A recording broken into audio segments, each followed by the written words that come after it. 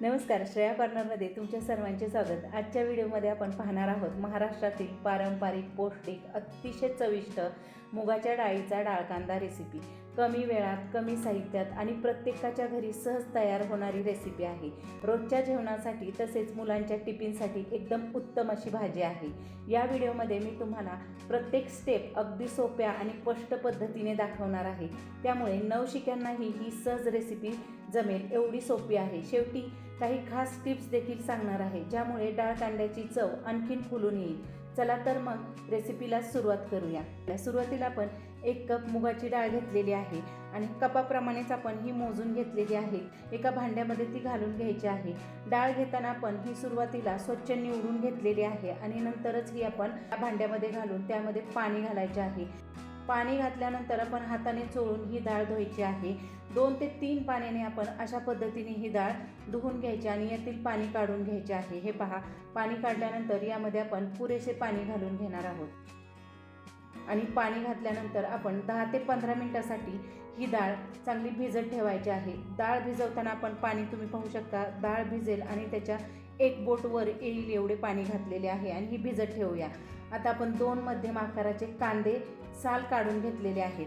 कांदे आपण आता बारीक चिरून घेणार आहोत। डाळ कांदा म्हणलं की त्याच्यामध्ये कांद्याचे प्रमाण हे जास्त असते, त्यासाठी आपण अशा पद्धतीने 2 मध्यम आकाराचे कांदे घेतलेले आहेत। जेवढा जास्त कांदा डाळ कांद्यामध्ये घालेल तेवढी त्याची चव आणि स्वाद छान लागतो। कांदा आपण चिरताना खूप जाड चिरू नये, नाहीतर तो व्यवस्थित शिजणार नाही। कांदा बारीक चिरल्यामुळे तो फोडणीमध्ये छान परतला जातो।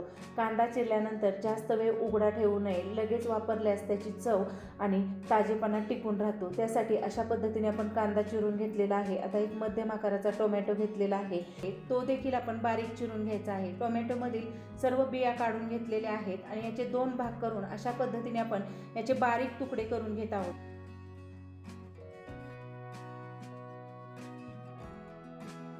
अशाच पद्धतीने आपण सर्व टोमॅटो चिरून घेतलेला आहे। कांदा आणि टोमॅटो दोन्ही आपले या ठिकाणी चिरून झालेले आहे आणि डाळ देखील मस्त अशी भिजलेली आहे। ही पहा, मस्त फुललेली आहे डाळ।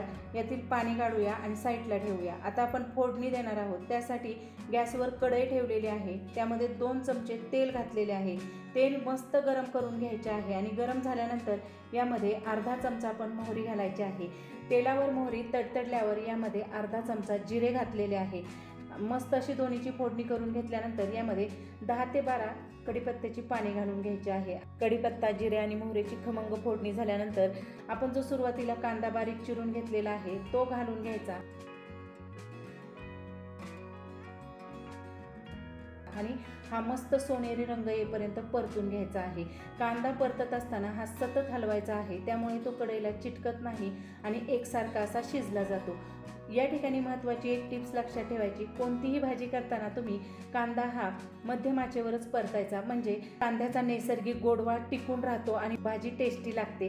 कांदा खूप काळा देखील होऊ द्यायचा नाही, नाहीतरी चव कडू लागते। कांदा मस्त असा परतून घेतलेला आहे। त्यानंतर यामध्ये आपण पाव चमचा हळद घालून घेणार आहे।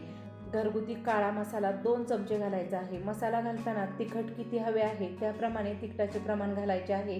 तुम्हाला कमी तिखट हवे असेल तर तुम्ही कमी वापरू शकता, जास्त हवे असेल तर 2 चमचे वापरू शकता। हे चांगले आपण आता नीट मिसळून घ्यायचे आहे। यामध्ये आपण सुरुवातीला भिजवून घेतलेली जी डाळ आहे ती घालायची। डाळ घातल्यानंतर आपण जे सुरुवातीला बारीक चिरून घेतलेले टोमॅटो आहे ते याच्यामध्ये घालायचे। चवीनुसार मीठ घालून हे सर्व साहित्य एकजीव करून मिक्स करायचे आहे, म्हणजे डाळीला देखील मसाले चांगले लागतात।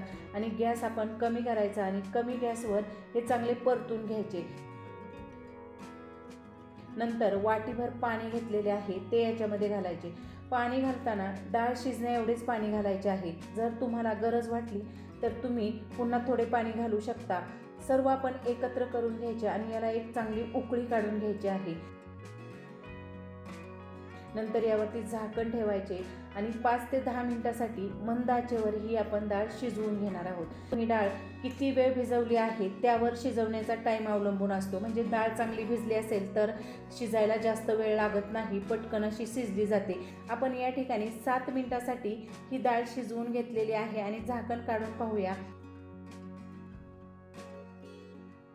झाकण काढल्यानंतर डाळ खालची वर हलवून घ्यायची आहे। यातील सर्व पाणी आटलेले आहे आणि ही शिजली की नाही ते पाहूया। आता या ठिकाणी आपण चमच्यामध्ये डाळ घ्यायची आहे आणि हाताने ही दाबून पाहायची आहे. मस्त अशी ही शिजलेली आहे. यामध्ये आपण बारीक चिरलेली कोथिंबीर घालून घेऊया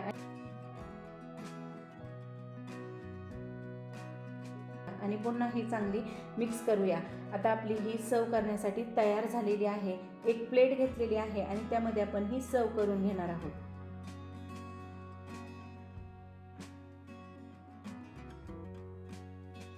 याच्यावरती आपण गार्निशिंगसाठी बारीक चिरलेली कोथिंबीर घालून घेऊया. गरमागरम मुगाचा डाळ कांदा भाजी खाण्यासाठी तयार आहे.